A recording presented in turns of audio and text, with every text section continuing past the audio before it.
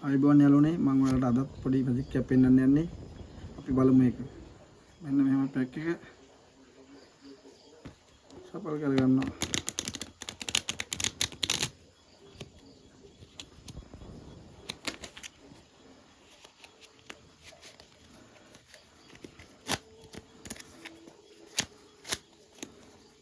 මෙහෙම කරලා අපි මෙහෙම ගොඩවල්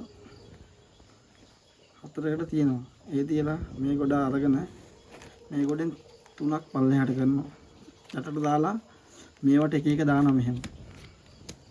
ඊට පස්සේ ඒ ගොඩ පැත්තකින් දිනවා. ඊට පස්සේ මේ ගොඩ ගන්නවා. මේ ගොඩ නම් තුනක් මෙහෙම දාලා මේකනුත් එක එක තියෙනවා. ඊට මේ ගොඩ මෙතනින් තියෙනවා. ඊට පස්සේ මේ ගොඩත් ගන්නවා. මේ ගොඩනුත් තුනක් මෙහෙම පල්ලෙහාට දාලා මේකනුත් මෙහෙම තියෙනවා. ඊට පස්සේ මේ අන්තිම ගොඩෙන් එහෙමයි. එහෙම කරලා තුනක් දාලා මේකට එක එක තියෙනවා. දැන් බලමු යාළුවනේ මේ කොළ ටික කොහොමද තියෙන්නේ කියලා උඩ කොළ හතර.